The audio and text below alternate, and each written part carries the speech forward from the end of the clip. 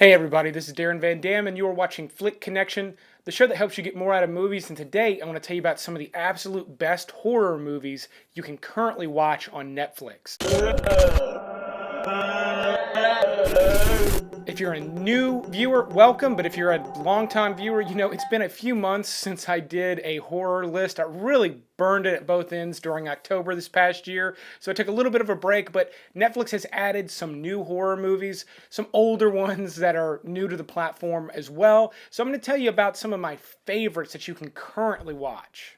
The Monster came out a little over a year ago and is a really good low-budget horror movie about a mother and daughter that are trapped in a car out in the middle of the woods, and something is in the woods and something may or may not be trying to get inside the car. The less you know about this one, the better, but visually it looks very good for a low-budget movie. The low budget works because it all takes place essentially in one location, but the movie makes that work well as well. It builds tension well, it's scary enough, especially if you're kind of prone to being scared of the dark and things you can't see. This is a really great one. If it's just been a while since you've seen like a good creature feature, The Monster would be a great place to start.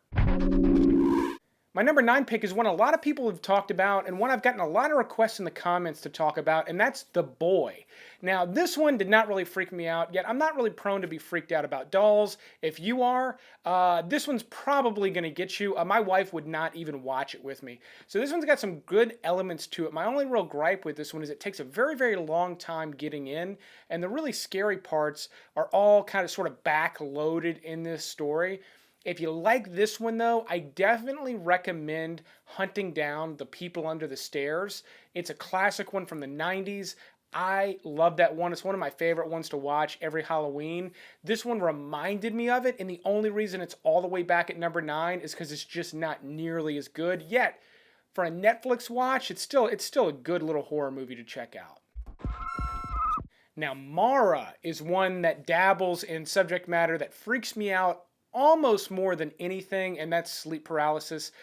This freaks me out because I don't want to say suffered from it, but I have experienced it a few times, and it is terrifying. Just the thought of maybe having it in the night before going to sleep freaks me out. So this movie got me for that reason alone. Again, low budget. The low budget sort of shines through where you've got a couple of actors giving very good performances and a couple that are not quite so good. It's got creepy imagery. It's a terrifying concept for me, so it worked in that respect. But for one that I know a lot of people haven't seen yet, haven't picked up, Mars is a really good watch, and it's just got a really creepy, sort of overbearing vibe, and then some of those creepy visuals, things that you're maybe used to seeing from movies like The Ring, those sort of pop up in it, and they work. I feel like they did a little bit better job sort of jabbing me with those than I see in some other movies that have been made recently. So my number 7 pick is... oh, shit. That's too loud. Testing. All right, so the power is just out. So I'm going to use the battery on my phone, and we should be good. But my number 7 pick is The House on Willow Street, which is kind of like a hybrid horror movie. It's sort of got this like criminal element to it that's kind of cool. It's kind of grungy. It's got a good look to it. But then it's almost as if you're going to be surprised by the horror element. The supernatural element sort of gradually sort of weaves its way into the story as the main characters slowly start to get more and more freaked out. You start to get more and more freaked out, and then it really kind of starts to take off. This one, it's back here only because it had so much more potential. I mean, this one could have maybe been a number 1 pick had it just kind of really gone for it a little bit more. However, I liked the elements that were there so much, it's well worth mentioning here.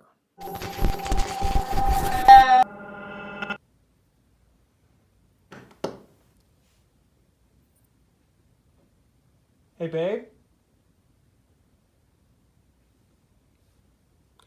The Lodgers is my number 6 pick. Really beautiful horror movie. Really great looking one that I know a lot of people have missed. It's got some really incredible cinematography, some really great gothic themes that we don't get in movies enough, in my opinion. I love these old school gothic themes, and this one does a great job with them. This one's maybe one of the less scary ones on the list, but horror fans should love it. Anyone that just wants something that's like really moody and creepy, The Lodgers is a really, really good way to go. I figured they'd come on by now. Usually they do. I'm going to go figure out what's going on, but real quick, if you are new to the channel, definitely click that subscribe button. Shit. And be sure to click the little bell icon so you get notified when I put out new videos. New videos in the future will have the lights on, I promise. So, I know what you did last summer may seem like kind of a silly pick because of that long, ridiculous name, but it's actually a really cool slasher flick. It was even written by the same writer as Scream, and it came out on the heels of Scream. Both had this cool 90s kind of edgy vibe, edgy for the 90s at least. Scream really changed the game in terms of teen horror, and I know what you did last summer. It did piggyback on it, but it did a great job. It's not really a lesser movie. It's real polished in a way that's not bad for a horror movie. I recommend it to anyone that's maybe younger, that was too young to watch this one when it came out. So I'm gonna go see if I can switch a breaker or something. But my next pick, this kind of reminds me of my next pick actually, Hush, which is a really cool slasher flick with a great twist in it. I have mentioned it on the channel before, but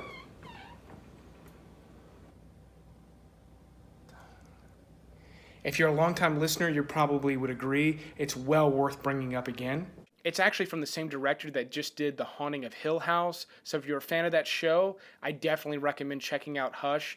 It's your typical slasher flick, except the victim in this movie is deaf, and she cannot hear the intruder. I like this one a lot, mainly because it's such a similar format with a major twist in it, and I just love seeing how differently everything happened because of that one simple change.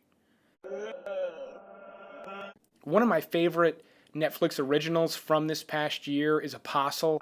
However, if you go into this one expecting it to be a horror movie, you're probably going to be let down.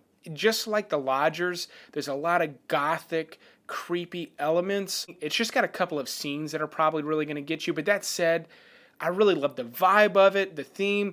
It surprised me. I wasn't really expecting it to be as sort of unique and different as it was. And a movie always gets bonus points for that. Shit. What the fuck was that? I can't see shit.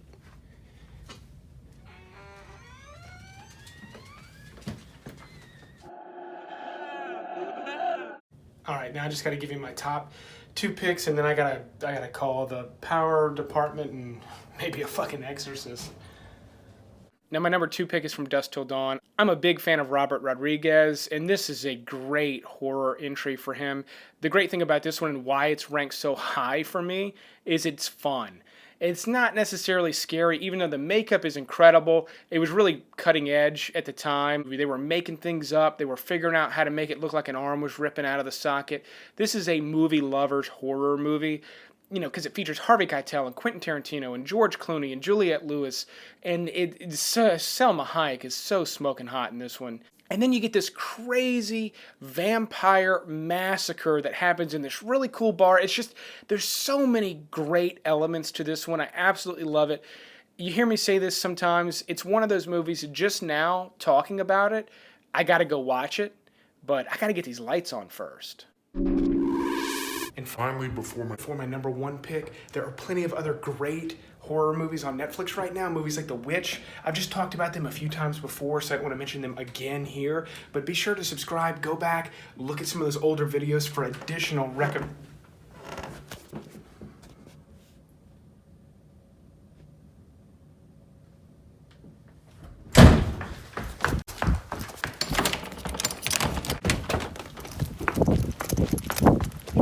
Alright, and my number one pick is the Autopsy of Jane Doe, which is a really great horror movie from just last year that a lot of people have missed. It's got Emile Hirsch, Brian Cox. It takes place in a morgue. It's a really kind of creepy movie. It's got a cool vibe, and it does some wild stuff that I did not expect. So if you have not seen it, I'm telling you, it just got added. It's one of the best horror movies on Netflix right now.